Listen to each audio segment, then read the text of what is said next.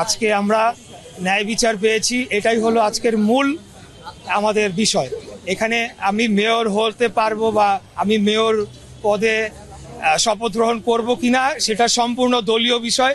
আমি বাংলাদেশ জাতীয়তাবাদী দলের হয়ে ধানের শীষের মার্কা নিয়ে 2020 সালের 1 ফেব্রুয়ারি ঢাকা দক্ষিণ সিটি কর্পোরেশনে অনুষ্ঠিত যে মেয়র পদে নির্বাচন করেছিলাম এবং পরবর্তীতে সারা বাংলাদেশের কাছে, জাতির কাছে দিন দুপুরে আপনারা দেখেছেন ডাকাতি হয়েছে। মিডিয়ার ভাইরা সারাদিন আমার সাথে ছিল এবং নির্বাচন পূর্বের যে প্রচারণার যে কার্যক্রম তার প্রথম থেকেই ডে 1 থেকেই আমরা অভিযোগ দিয়ে আসছিলাম।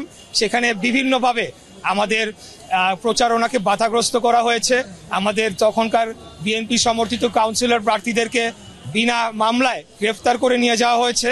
আমাদের প্রচারণার মাইক ভাঙচুর করা হয়েছে, পোস্টার ছিঁড়ে ফেলা হয়েছে। আমাদের শেষ দিকে গিয়ে আমার মিছিলের উপর হামলা পর্যন্ত হয়েছে এবং আমাদের বহু নেতাকর্মীদের মেরে রক্তাক্ত করে ফেলা হয়েছে। সর্বশেষ নির্বাচনের দিন আমি মিডিয়ার সমস্ত ভাইদেরকে নিয়ে বিভিন্ন কেন্দ্রে যাই।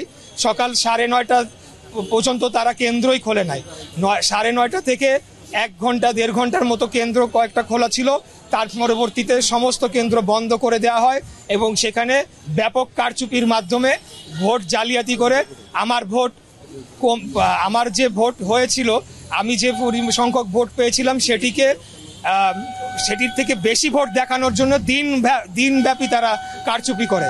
তো সেই বিষয়ে আমরা তখনই মামলা করেছিলাম সমস্ত নথিপত্র প্রমাণাদি দিয়ে, যেটি ইতিমধ্যে আমাদের আইনজীবী যারা রয়েছেন তারা আপনাদের কাছে ক্লিয়ার করেছেন।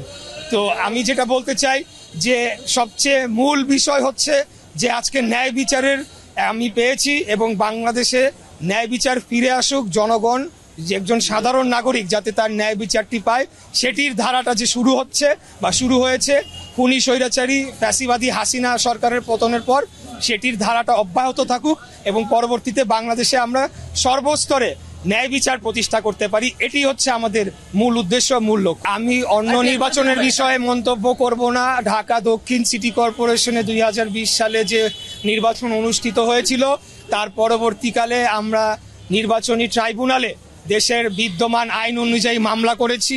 সেই মামলায় আমরা আদালতে লড়েছি এবং দীর্ঘ আইনি প্রক্রিয়ায় এখানে অনেক জটিলতা তৈরি করে রাখা হয়েছিল। এটা আপনারা ভালো করেই জানেন যে খুনি হাসিনার ভাতিজা খুনি তাপস সে নিজে আদালতে হস্তক্ষেপ করে আমাদের এই মামলার প্রক্রিয়াটিকে বাধাগ্রস্ত করে বন্ধ করে রেখেছিল। পরবর্তীতে 5ই আগস্টের পর আমরা আইনি প্রক্রিয়া অনুসরণ করে আদালতে সমস্ত তথ্য সাক্ষী প্রমাণাদি দিয়ে এবং মামলা লড়ে আমরা জিতে এসেছি। অতীতে রকিব কমিশন ছিল, হুদা কমিশন ছিল এবং সর্বশেষ কি নাম, সর্বশেষ আউয়াল কমিশন।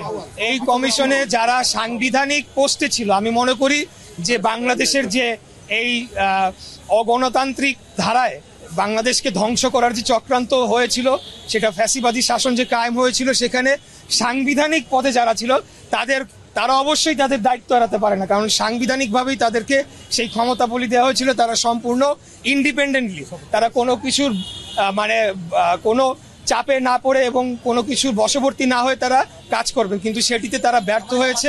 একই রূপে আউয়াল কমিশন, রকিবুল কমিশন এবং হুদা কমিশন যারা আছে তাদের বিরুদ্ধে অবশ্যই আমি মনে করি যে একটা বিচারিক প্রক্রিয়া শুরু করা উচিত।